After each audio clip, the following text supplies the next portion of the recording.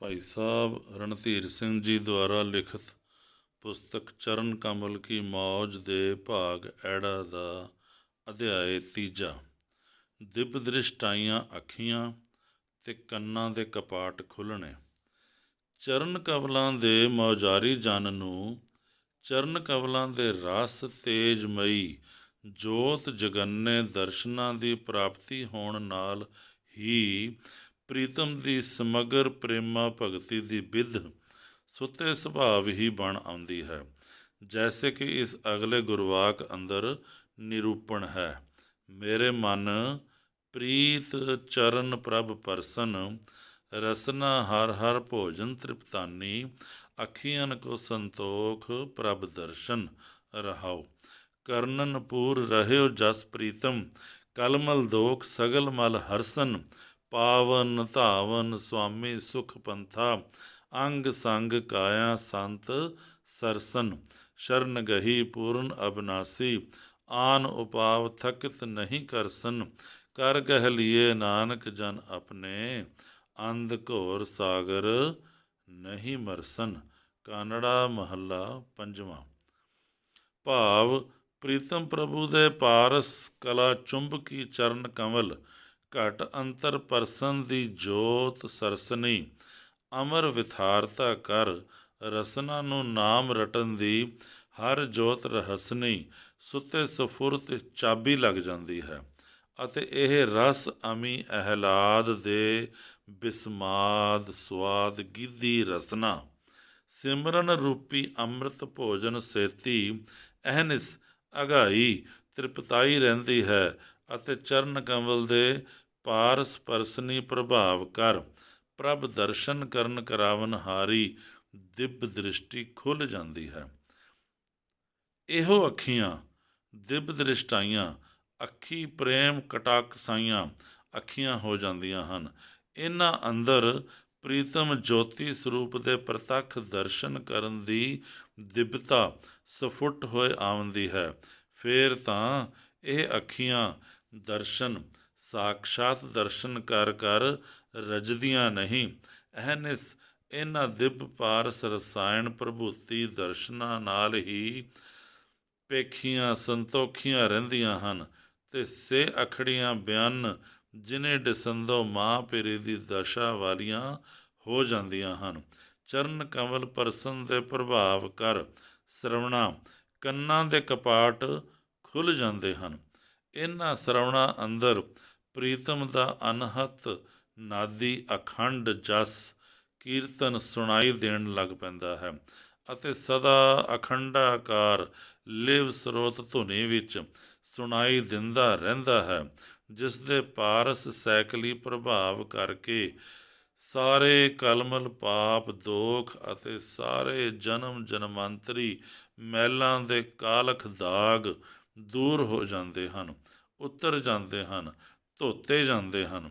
ਚਰਨ ਕਮਲ ਦੀ ਮੌਜ ਵਾਲੇ ਮਖਮੂਰ ਜਨ ਦੀ ਡਗਮਗ ਮਸਤਾਨੀ ਚਾਲ ਵਾਲੇ ਪਗ ਪੰਕਜ ਸੁਆਮੀ ਸਿਰਜਣਹਾਰ ਦੇ ਸੁਖ ਸੰਪਤੀ ਪੰਥ ਮਾਰਗ ਵੱਲ ਹੀ ਮਧੁਰ ਮਧੁਰ ਮਟਕ ਸਹਿਤ ਧਾਵਦੇ ਹਨ ਅਤੇ ਚਰਨ ਕਮਲ ਦੀ ਮੌਜ ਵਿੱਚ ਮਸਤ ਗੁਰਮੁਖ ਸਿੱਖ ਸੰਤ ਜਨਾਂ ਦੀ ਸਮੁੱਚੀ ਕਾਇਆ ਅੰਗ ਅੰਗ ਸਹਿਤ ਅਮਿਓ ਦਰਸ਼ਨਾਂ ਦੇ ਸੁਧਾਸਰ ਵਿੱਚ ਨਹਾਏ ਮਜਨਾਏ ਕੇ ਸਦਾ ਸਰਸੀ ਹਰਸੀ ਰਹਿੰਦੀ ਹੈ।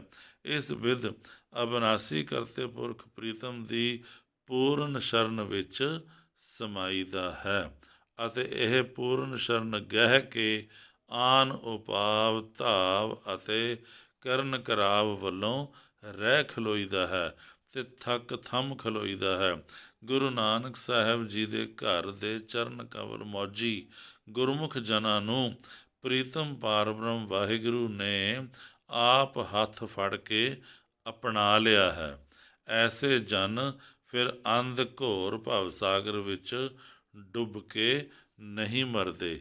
ਜੋ ਸੰਤ ਜਨ ਚਰਨ ਕਮਲ ਸ਼ਰਨਾਈ ਹੀ ਐਨ ਪ੍ਰਾਇਣਤਾ ਸੇਤੀ ਪੈ ਰਹਿੰਦੇ ਹਨ, ਉਹਨਾਂ ਦਾ ਵਾਹਿਗੁਰੂ ਸਦਾ ਹੀ ਸਹਾਈ ਹੁੰਦਾ ਹੈ ਅਤੇ ਸਹਾਈ ਰਹਿੰਦਾ ਹੈ। ਯਥਾ ਗੁਰਵਾਕ ਸੰਤ ਜਨਾਂ ਕਾ ਸਦਾ ਸਹਾਈ ਚਰਨ ਕਮਲ ਨਾਨਕ ਸ਼ਰਨਾਈ। ਰਾਮਕਲੀ ਮਹੱਲਾ ਪੰਜਵਾਂ। ਵਾਹਿਗੁਰੂ ਦੇ ਦਾਸ ਸੇਵਕ ਜਨ ਜੋ ਉਸ ਦੇ ਚਰਨ ਕਮਲਾਂ ਦੀ ਮੌਜ ਦੇ ਰੰਗ ਵਿੱਚ ਰਤੜੇ ਰਹਿੰਦੇ ਹਨ, ਉਹਨਾਂ ਦੀ ਵਾਹਿਗੁਰੂ ਆਪ ਪੈਜ ਰੱਖਦਾ ਹੈ। ਯਥਾ ਗੁਰਵਾਕ ਚਰਨ ਕਮਲ ਨਾਨਕ ਰੰਗ ਰਾਤੇ, ਹਰ ਦਾਸ ਹੈ ਪੈਜ ਰਖਾਈਐ। ਗੂਜਰੀ ਮਹੱਲਾ ਪੰਜਵਾਂ। ਵਾਹਿਗੁਰੂ ਦੇ ਚਰਨ ਕਮਲ ਸਦਾ ਹੀ ਸੁਖਦਾਈ ਹਨ। ਚਰਨ ਕਮਲ ਪੁਜਾਰੀਆਂ ਮੌਜਾਰੀਆਂ ਦੀਆਂ ਹਰ ਪ੍ਰਕਾਰ ਦੀਆਂ ਮਨੋਕਾਮਨਾਵਾਂ ਇੱਛਾਵਾਂ ਨੂੰ ਮਨ ਚਿੰਦੇ ਫਲ ਲੱਗਦੇ ਹਨ ਅਤੇ ਉਹਨਾਂ ਦੀ ਕੋਈ ਆਸ ਵੀ ਬਿਰਥੀ ਨਹੀਂ ਜਾਂਦੀ। ਯਥਾ ਗੁਰਵਾਕ ਹਰ ਕੇ ਚਰਨ ਸਦਾ ਸੁਖਦਾਈ, ਜੋ ਇੱਛੈ ਸੋਈ ਫਲ ਪਾਵਹਿ, ਬਿਰਥੀ ਆਸ ਨ ਜਾਈ। ਸੋਰਠ ਮਹੱਲਾ ਪੰਜਵਾਂ। ਚਰਨ ਕਮਲ ਹਿਰਦੈ ਉਰ ਧਾਰਨੀ, ਸਿਮਰਨ ਵਾਹਿਗੁਰੂ ਦਾ ਸਭ ਕਿਲਵਿਖ ਦੁੱਖ ਕੱਟਣਹਾਰ ਹੈ। ਯਥਾ ਗੁਰਵਾਕ ਹਰ ਕੇ ਚਰਨ ਹਿਰਦੈ ਉਰ ਧਾਰ, ਸਦਾ ਸਦਾ ਪ੍ਰਭ ਸਿਮਰਿਐ ਭਾਈ, ਦੁੱਖ ਕਿਲ ਬਿਖ ਕਾਟਣਹਾਰ। ਰਹਾਉ। ਸੋਰਠ ਮਹੱਲਾ ਪੰਜਵਾਂ। ਚਰਨ ਕਮਲ ਆਧਾਰਨੀ ਮੌਜ ਦੀ ਬਚਿੱਤਰ ਮਹਿਮਾ, ਹੇਠਲਾ ਗੁਰਵਾਕ ਕਿਆ ਖੂਬ ਕਰਦਾ ਹੈ। ਸੰਚਨ ਕਰੋ ਨਾਮ ਧਨ ਨਿਰਮਲ, ਥਾਤੀ ਅਗਮ ਅਪਾਰ, ਬਿਲਛ ਬਿਨੋਦ ਆਨੰਦ ਸੁਖ ਮਾਣਹੁ, ਖਾਏ ਜੀਵਹੁ ਸਿੱਖ ਪਰਿਵਾਰ, ਹਰ ਕੇ ਚਰਨ ਕਮਲ ਆਧਾਰ, ਸੰਤ ਪ੍ਰਸਾਦ ਪਾਇਓ ਸੱਚ ਬੋਹਿਤ, ਚੜ ਲੰਘੋ ਬਿਖ ਸੰਸਾਰ। ਚੜ ਲੰਘੋ ਬਿਖ ਸੰਸਾਰ। ਰਹਾਉ। ਭਏ ਕਿਰਪਾਲ ਪੂਰਨ ਅਬਨਾਸੀ, ਆਪਹਿ ਕੀਨੀ ਸਾਰ, ਪੇਖ ਪੇਖ ਨਾਨਕ ਬਿਗਸਾਨੋ, ਨਾਨਕ ਨਹੀਂ ਸ਼ੁਮਾਰ। ਸੋਰਠ ਮਹੱਲਾ ਪੰਜਵਾਂ। ਵਿਆਖਿਆ। ਅਥਾਹ ਅਭਿਆਸ ਕਮਾਈ ਦੁਆਰਾ ਨਾਮ ਰੂਪੀ ਸੱਚੇ ਧਨ ਦਾ ਇਕੱਤਰ ਕੀਤਾ ਹੋਇਆ ਖਜ਼ਾਨਾ ਚਰਨ ਕਮਲ ਆਧਾਰਮਈ ਅਗਮ ਅਪਾਰ ਅਤੇ ਅਖੁੱਟ ਪੂੰਜੀ ਹੈ, ਜਿਸ ਦੀ ਬਰਕਤ ਕਰਕੇ ਅਤੇ ਜਿਸ ਨੂੰ ਭੁੰਚ ਕੇ ਚਰਨ ਕਮਲ ਆਧਾਰੀ ਨਾਮ ਨਿਰੰਕਾਰੀ ਦੇ ਅਭਿਆਸੀ ਜਨਾਂ ਦੇ ਸਮੂਹ ਸਿੱਖ ਪਰਿਵਾਰ ਆਤਮ ਸੁਖਮਈ ਆਨੰਦ ਬਨੋਦੀ ਰੰਗ ਰਲੀਆਂ ਮਾਣਦੇ ਹਨ ਅਤੇ ਸਦ ਜੀਵਨੀ ਅਮਰ ਜੀਵਨ ਬਤੀਤ ਕਰਦੇ ਹਨ। ਵਾਹਿਗੁਰੂ ਦੇ ਚਰਨ ਕਮਲਾਂ ਦੇ ਆਧਾਰ ਦਾ ਸੱਚਾ ਬੋਹਿਥਾ ਜਿਨ੍ਹਾਂ ਨੂੰ ਸਤ ਸੰਗਤ ਸਤਿਗੁਰੂ ਦੇ ਪ੍ਰਸਾਦ ਕਰਕੇ ਮਿਲ ਗਿਆ ਹੈ, ਉਹ ਇਸ ਬੋਹਿਥ ਤੇ ਚੜ੍ਹ ਕੇ ਬਿਖ ਸੰਸਾਰ ਤੋਂ ਪਾਰ ਉਤਰ ਗਏ ਹਨ ਅਤੇ ਜੋ ਕੋਈ ਵੀ ਇਸ ਬੋਹਿਥ ਤੇ ਚੜ੍ਹੇਗਾ ਸੋ ਅਵਸ਼ ਭਵਜਲ ਤੋਂ ਪਾਰ ਪਏਗਾ। ਅਬਨਾਸੀ ਕਰਤਾ ਪੁਰਖ ਪੂਰਨ ਕਿਰਪਾਲੂ ਦਿਆਲੂ ਹੋ ਕੇ ਆਪ ਹੀ ਆਪਣੇ ਭਗਤ ਜਨਾਂ ਦੀ ਸਾਰ ਲੈਂਦਾ ਹੈ। ਸਾਰ ਵੀ ਲੈਂਦਾ ਹੈ ਤਾਂ ਸਨਮੁਖ ਸੰਗੋ ਭੰਗ ਖਲੋ ਕੇ ਵਿੱਚ ਖਲੋ ਕੇ ਲੈਂਦਾ ਹੈ। ਕਰਤੇ ਪੁਰਖ ਨੂੰ ਵਿੱਚ ਦਿਵ ਲਾਉਣਿਆਂ ਦੇ ਸਨਮੁਖ ਖਲੋਤਾ ਦੇਖ ਕੇ ਭਗਤ ਜਨ ਵਿਗਸ ਵਿਗਸ ਕੇ ਇਤਨਾ ਆਨੰਦਿਤ ਹੁੰਦੇ ਹਨ ਕਿ ਉਸ ਆਨੰਦ ਵਿਗਾਸ ਦਾ ਸ਼ੁਮਾਰ ਪਾਰਾਵਾਰ ਹੀ ਨਹੀਂ ਪਾਇਆ ਜਾ ਸਕਦਾ। ਸੱਚਮੁੱਚ ਚਰਨ ਕਮਲ ਕੀ ਮੌਜ ਦਾ ਆਨੰਦ ਅਕਹਿ ਹੈ। ਕੋਈ ਕਹੇ ਤਾਂ ਕੀ ਕਹੇ, ਜਿਨ੍ਹਾਂ ਨੇ ਇਹ ਆਨੰਦ ਮਾਣਿਆ ਨਹੀਂ ਉਹਨਾਂ ਨੂੰ ਪਤੀਜ ਕਿਵੇਂ ਆਵੇ। ਕਹਿਣ ਮਾਤਰ ਤੋਂ ਕੋਈ ਨਹੀਂ ਪਤਿਆਉਂਦਾ ਜਦ ਤਾਈਂ ਕਿ ਉਹ ਖੁਦ ਤਜਰਬਾ ਕਰਕੇ ਨਾ ਦੇਖ ਲਵੇ। ਬਾਹਜ ਦ੍ਰਿਸ਼ਟੀ ਵਾਲਿਆਂ ਨੂੰ ਬਾਹਜ ਪਦਾਰਥਾਂ ਦੀ ਹੋਂਦ ਉੱਤੇ ਹੀ ਪ੍ਰਤੀਤ ਆਉਂਦੀ ਹੈ। ਦਿਵ ਪਦਾਰਥਾਂ ਨੂੰ ਦਿਵ ਦ੍ਰਿਸ਼ਟੀ ਹੀ ਤਹਿਕੀਕ ਪਛਾਣ ਰਿਅਲਾਈਜ਼ ਕਰ ਸਕਦੀ ਹੈ। ਬਾਹਜ ਮੁਖੀ ਦ੍ਰਿਸ਼ਟੀ ਵਾਲਿਆਂ ਦੇ ਨਿਕਟ ਹੱਡ ਚੰਮ ਮਾਸ ਵਾਲੇ ਚਰਨਾਂ ਤੋਂ ਛੁੱਟ ਦਿਵ ਮੂਰਤ ਜੋਤ ਮੂਰਤ ਚਰਨਾਂ ਦੀ ਹੋਂਦ ਅਣਹੋਂਦ ਹੈ।